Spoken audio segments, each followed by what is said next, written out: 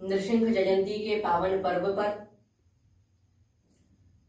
अखिल भारतवर्षीय धर्म संघ व स्वामी करपात्री फाउंडेशन की तरफ से मैं शिव शक्ति पुत्र ऋषभदेव सादर नमन करता हूं समस्त देशवासियों को। जैसा कि आप सभी सनातनी धर्मानुरागियों को ज्ञात है कि आज वैशाख शुक्ला चतुर्दशी को स्वयं भगवान नारायण ही अपने भक्त प्रहलाद की रक्षा के लिए 14वें अवतार नृसिंह के रूप में प्रकट होते हैं।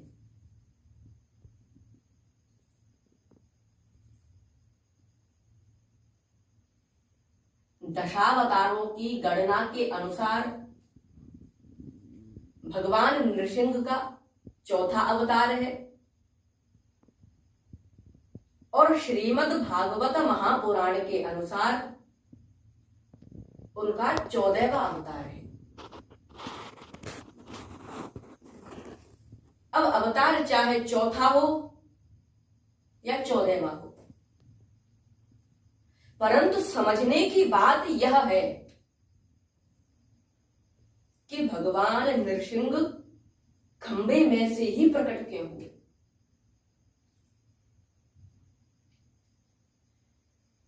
भगवान तो सर्वव्यापी हैं, पृथ्वी जल तेज वायु आकाश कहीं से भी प्रकट हो सकते थे, परंतु खंभे में से ही प्रकट क्यों हुए, और वो भी किसी मंदिर के खंभे में से नहीं, बल्कि हिरण्यकशिपु जैसे राक्षस के महल के खंभे में से। क्यों? क्योंकि सत्यम विधातुम निज भृत्य भाषितम व्याप्तिं च भूतेषु अखिलेषु चात्मनः अदृश्यतात्यद्भुत रूपमुद्वहन् स्तंभे सभायान्न मृगन्न मानुषम्।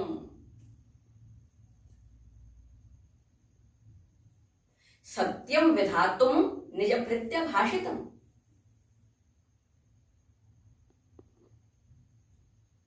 निज भृत्य विधातुम भाषितम सत्यम। निज भृत्य, निज माने अपने और भृत्य माने दास सेवक अर्थात भक्त प्रहलाद। भाषितम यानी उनकी वाणी और सत्यम अर्थात सत्य। तो निज भृत्य विधातुम भाषितम सत्यम अपने भक्त प्रहलाद और विधाता ब्रह्मा की वाणी को सत्य करने के लिए व्याप्तिं च भूतेषु अखिलेषु चात्मनः संपूर्ण पदार्थों में अपनी व्यापकता सिद्ध करने के लिए अदृश्यतात्यद्भुत रूपमुद्वहन् बड़ा ही अत्यंत अद्भुत रूप धारण करके स्तंभे सभायान्न मृगन्न मानुषम् पत्थर के खंबे में से ही सभा के मध्य में अदृश्यत दिखाई दिए अर्थात प्रकट हुए। और न मृगन न मानुषम, ना ही उनका पशु का शरीर है और ना ही मनुष्य का शरीर है, अर्थात ना ही सिंह का शरीर है और ना ही मनुष्य का शरीर है। तो निज भृत्य विधातुम भाषितम सत्यम अपने भक्त प्रहलाद की वाणी को सत्य करने के लिए भगवान खंभे में से प्रकट हुए। परंतु अब प्रश्न ये है कि प्रहलाद जी की वाणी क्या है।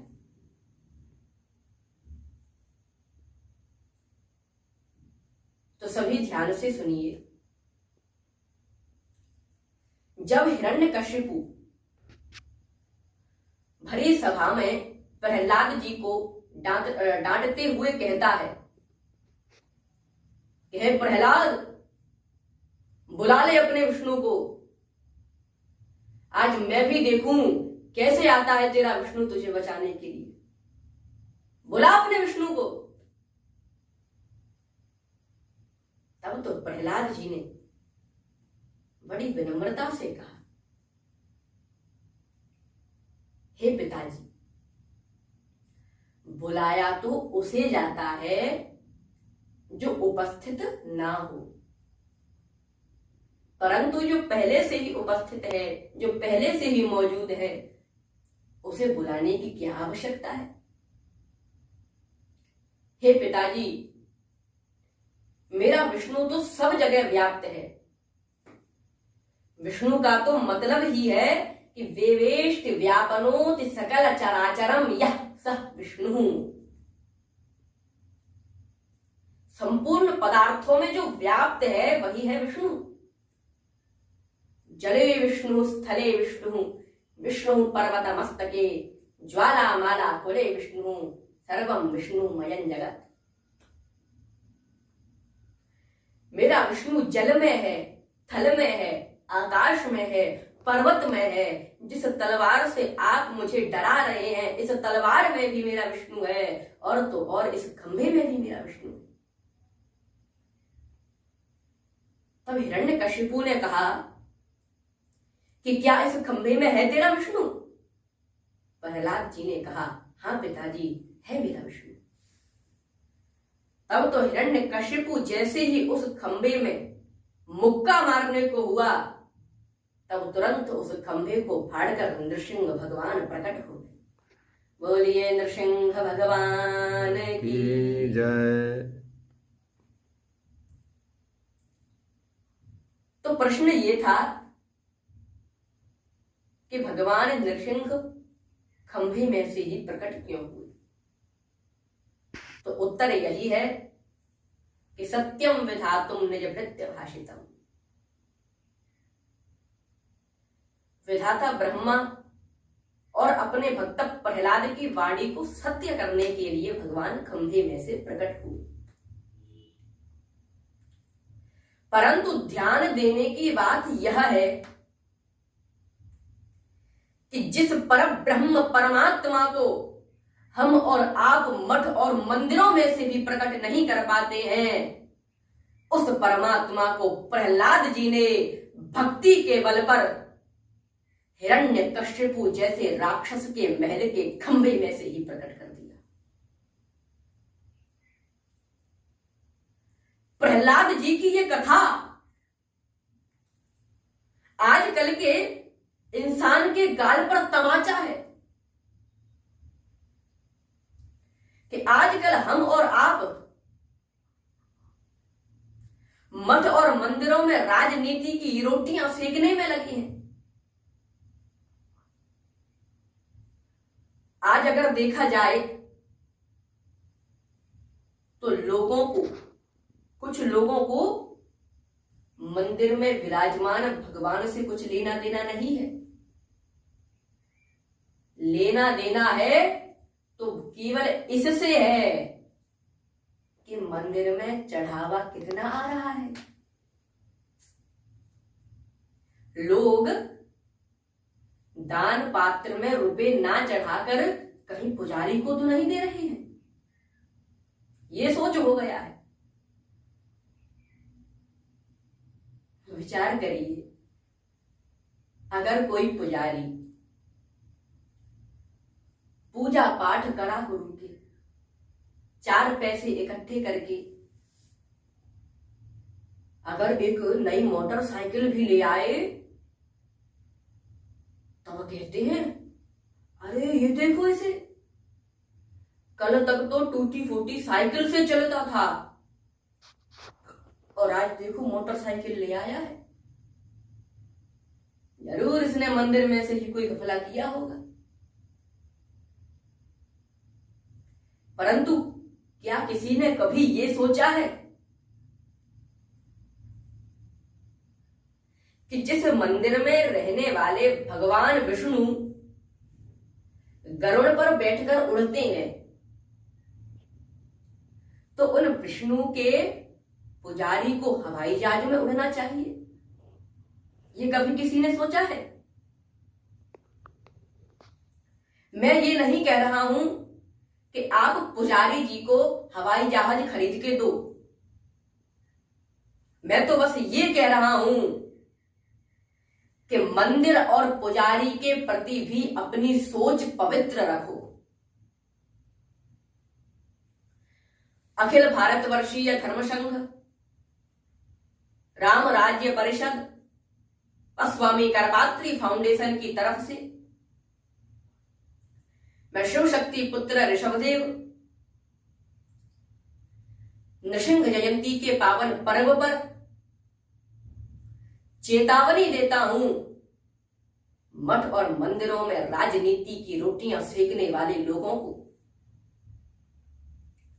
कि जब तक आपका सोच मठ मंदिर और पुजारियों के प्रति पवित्र नहीं होगा, तब तक पत्थर के खंभे की बात तो छोड़िए, आप मंदिर में से भी भगवान को प्रकट नहीं कर पाओगे।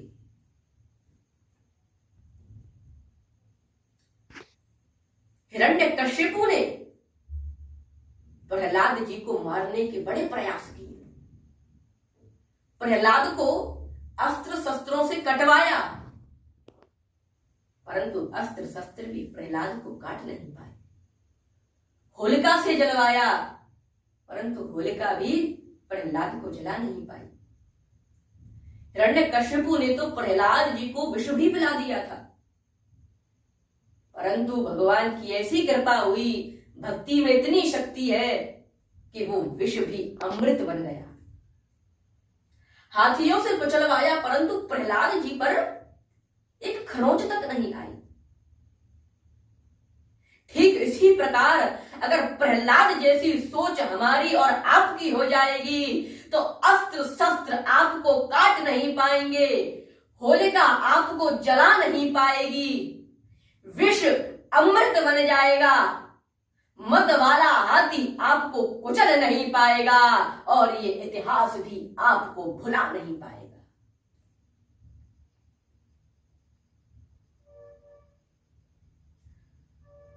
तो आज नृसिंह जयंती के पावन पर्व पर आप सभी नृसिंह भगवान की पूजा अवश्य करें, क्योंकि नृसिंह भगवान का पूजन करने से केवल दुनिया के लोगों के भय की बात तो छोड़िए, बल्कि हिरण्यकशिपु जैसे राक्षस का भी भय समाप्त हो जाता है।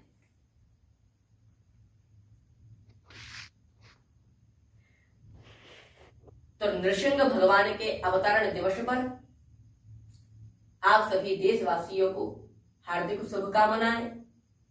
धर्म की जय हो, अधर्म का नाश हो, प्राणियों में सद्भावना हो, विश्व का कल्याण हो, गो माता की जय हो, गो हत्या बंद हो, भारत अखंड हो, मंदिरों की मर्यादा सुरक्षित रहे, शासन विधान शास्त्रीय हो, अधार्मिक बिल रद्द हो, सत्य सनातन धर्म की जय हो, आद्य गुरु शंकराचार्य भगवान की जय हो, पूज्यपाल धर्म सम्राट स्वामी श्री करपात्री जी महाराज की जय हो, पूज्यपाल यज्ञ सम्राट वीरव्रती श्री प्रवर जी महाराज की जय हो, विद्वत चक्र चूड़ामणि वीतराग शिरोमणि तपोनिष्ठ धर्मोद्धारक श्री सदगुरुदेव भगवान की जय हो, पूज्य प्रवर श्री गुण प्रकाश चैतन्य जी महाराज की जय हो, संत समाज की जय हो, भक्त समाज की जय हो, नमः पार्वती पतये हर हर महादेव।